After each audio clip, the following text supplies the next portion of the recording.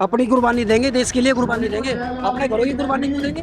जो हमारे गांव को बचाएगा हम उसके साथ खड़े होंगे ना। ये कहते हैं कि जनता विश्वास उन पे करती है, विकसित भारत के मॉडल पर तो विश्वास। विश्वास पे तो अंधविश्वास हो रहा है ना। जब ये तो चाह रहे इनका वोट नहीं है। सबका उजाड़ और सबका विकास करने में लगे हैं। अच्छा। हमारा तो उजाड़ कर रहे हैं और दुनिया का विकास करने में लगे हुए हैं। विकास सिर्फ अंबानी हटाने का हो रहा है और उजाड़ गरीब आदमियों का हो रहा है।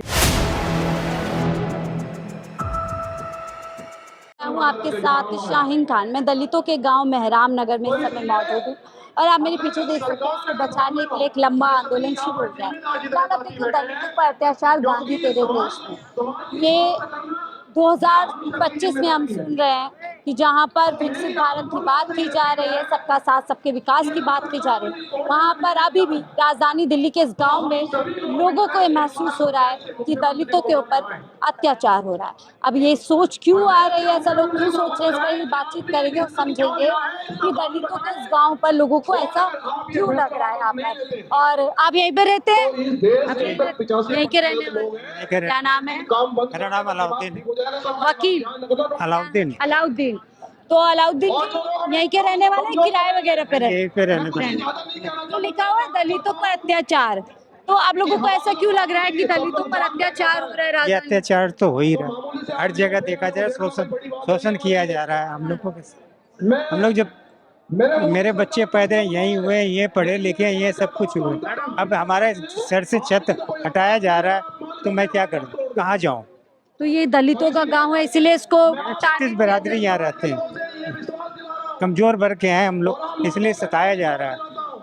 लेकिन मोदी जी तो कहते हैं हम सबका साथ सबका विकास कर रहे हैं। मोदी जी का तो वादा बहुत कुछ थे, कुछ भी तो नहीं मिल रहा है हम लोगों को। सिर्फ वादे हैं, निभाते कुछ वादे निभाते नहीं, वादे बोलने के लिए सिर्फ नहीं है। एक दलितों का गांव बच पाए। कोशिश तो कर रहे हैं, देखता हूँ क्या होती है। लड़ाई कर रहे हैं आप, लड़ना सर? लड़ने के लिए तैयार है, इसके लिए जो हो जाए। हमारे पूरे समाज एक साथ है और साथ रहेगी। तो ये जो पीएम मोदी दिखाते हैं वो दलित हितैषी हैं, दलितों को प्रेम करते हैं, क्या वाकई में इसमें कुछ सच्चाई है या फिर ऐसे ही बोलते हैं?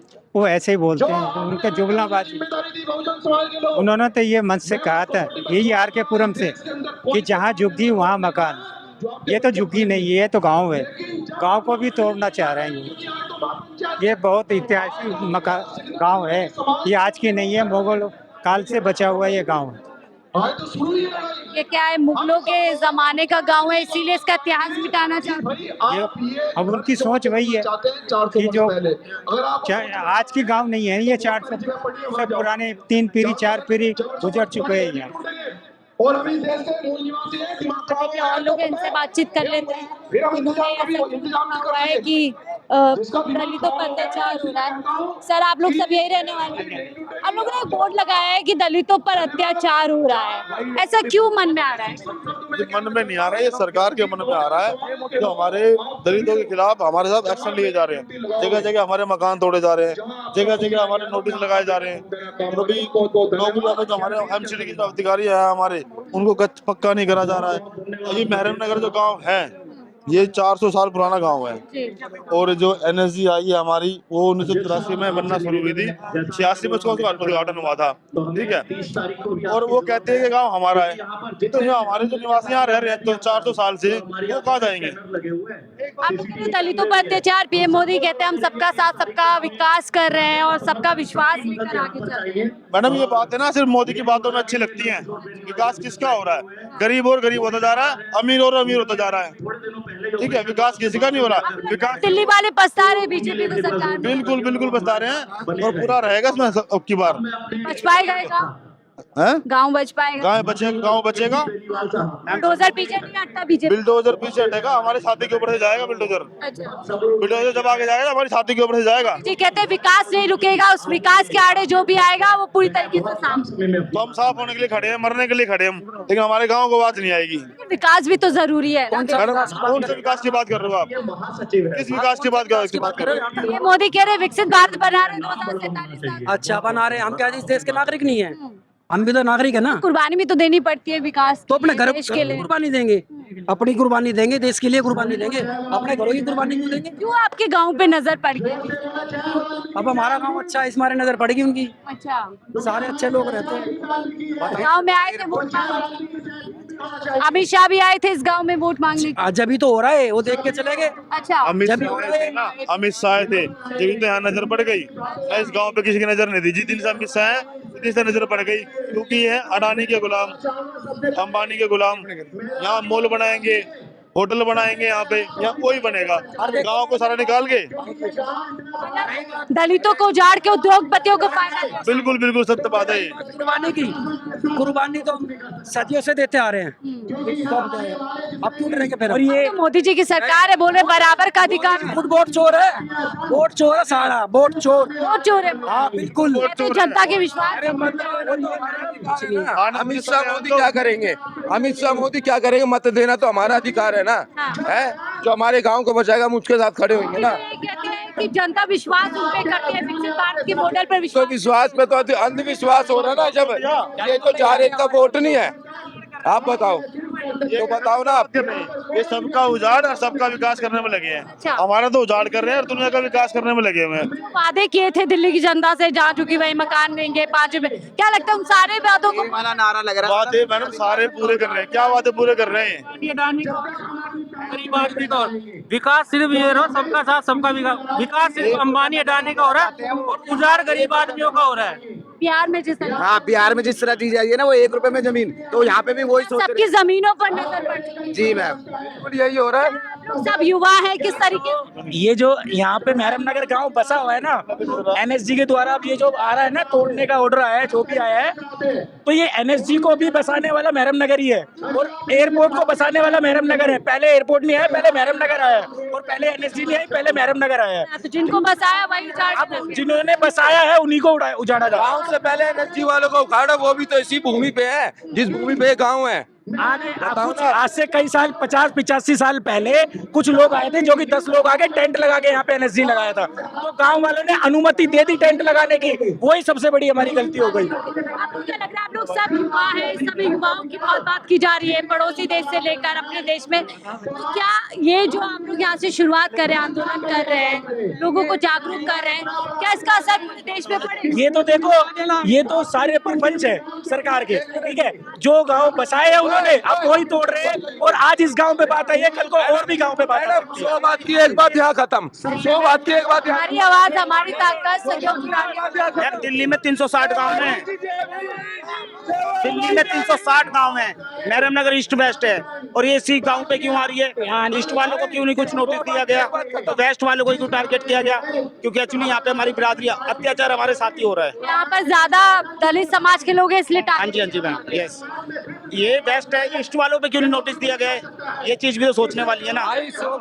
अब हमारा समाज जाग चुका है हर चीज से लेके, पढ़ाई में, लिखाई में, खेल में, कूद में, सब में जाग चुका है। लेकिन हमारे समाज के साथ ही ये गलत करा जा रहा है। मकान तोड़ दिए, कभी सुल्तानपुरी में, कभी महरम नगर में, कभी जहांगीरपुरी में, बस मकान तोड़ने का काम लगाओ। जब से ये रेखा गुप्ता सरकार आई है, जब से कहते हैं हम पक्के मकान बना कर भी देंगे। कच्चे से तोड़ने लगे, पक्के कैसे बना के देंगे? वो पहले बना के दो।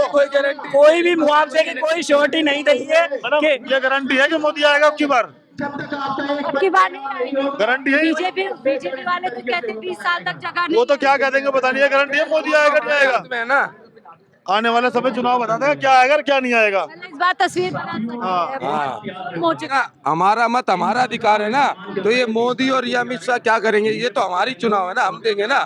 हम जिसको बचाएंगे वही तो बचेगा। बीजेपी कांग्रेस। और मैं तो एक बिरादरी को नहीं कह रहा, मैं तो सारी बिरादरी को कह रहा हूँ कि अब की बार जागरूक हो जाओ। अगर सरकार को ये स्टेप लेने दिया तो आगे भी आपका भी गांव टूट सकता है। आइए और सपोर्ट कीजिए। आज महरम नगर पे बात आई है, कल को तुम्हारे गांव पे भी बात आई। क्या लगा था जब दिल्ली के दूसरे कोने पे बुलडोजर चल रहा था, भूमि इन पर चल रहा था, वहाँ पे एक और मद्रासी कैंप है, लगा था यहाँ पर भी बुलडोजर? तो वहाँ बुलडोजर की बात अब इससे आगे नहीं आएगी, क्योंकि हमारी जो 36 बिरादरी है सारी यहाँ पे आके खड़ी होगी। कोई एक बिरादरी की बात नहीं है। इससे पहले भी रेखा गुप्ता ने कहा था कहीं बुलडोजर नहीं चलेगा। तो रेखा गुप्ता ने कहा था, पर उस टाइम पे लोग जागरूक नहीं हुए थे। इस टाइम पे लोग इतने जागरूक हो चुके हैं कि अब ये स्टेप लेने नहीं देगी सरकार को। और मैं तो ये सारे सब लोगों को कहूँगा, सारी बिरादरी को, कि आप आओ और जुड़ो और इस महरम नगर को बचाओ। अगर महरम नगर को बचाओगे कल को तुम्हारा गांव भी बचेगा। अगर यहाँ पे नहीं खड़े होगे तो तुम्हारा गांव भी टूटेगा। तो तोड़ने वाली नीति क्या है बीजेपी? जहाँ जाती है बुलडोजर चलाती ये है। तोड़ने वाली नीति है कि ये तोड़ने की नीति हमने दी है उनको ना, क्योंकि एनएसजी को हमने बसाया है यहाँ पे। सरकार एनएसजी ने हमको थोड़ी बसाया है, तो हमने यहाँ पे बसने दिया, वो हमने सबसे बड़ी गलती कर दी। पर अब ये गलती नहीं होने देंगे, अब पूरे एनएसजी को हटाएंगे और जो भी है अब हम अपनी तरीके से कार्रवाई करेंगे। आप क्या कह रहे हैं? मैं कहना चाहता हूँ कि जैसे कोई भी अपने हक में प्रदर्शन करता है तो सरकार उसका बल प्रयोग करती है उसके ऊपर, तो ये गलत है। यहाँ पर भी ऐसे अगर हुआ तो क्या करेंगे आप? तो हम तो अपना न्याय का तरीका ही करेंगे, उससे आगे। आजकल जब युवा बाहर आ रहे हैं तो कहा जा रहा है कि युवाओं के जरिए नेपाल और बांग्लादेश बनाने की कोशिश। मैम, जो अपने लिए हक में प्रोटेस्ट करता है तो सरकार तो उसे उपद्रवी बता के उस पर मुकदमा कर देती है। सरकार तो हमेशा यही करती है। तो इसमें कल लाठीचार्ज हो गया, FIR वहाँ बरेली में लाठीचार्ज हुआ है। अब देखो, कोई अपने हक में विरोध प्रदर्शन करता है न्याय के खिलाफ, न्याय के लिए, तो ये सरकार उसको उपद्रवी बता के उसको मुकदमा कर देती है। जब अधिकारों की आवाज उठेगी तो यही कहा जाएगा कि नेपाल और बांग्लादेश बनाया जाए। तो सरकार का तो यही है, जो उनके पक्ष में बोलेगा वो उनके साथ है, और जो उनके विरुद्ध बोलेगा वो तो उन्हें उपद्रवी बताते हैं।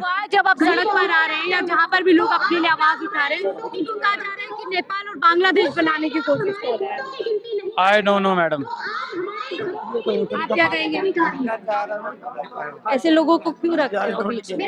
हाँ? आप क्या कहेंगे? क्योंकि तमाम यहाँ पर युवा आए थे जिनसे हम लोग बातचीत कर रहे थे और सबका यही कहना है कि अब हम लोग जागरूक हो गए हैं, और क्योंकि सरकार लगातार इस तरीके के अत्याचार एक खास समुदाय पे, कम्युनिटी पे लगातार कर रही है, उसके खिलाफ अब पूरी तरीके से दलित समाज खड़ा हो गया और लड़ेगा और जीतेगा। फ्लैश रिपोर्ट पे ताई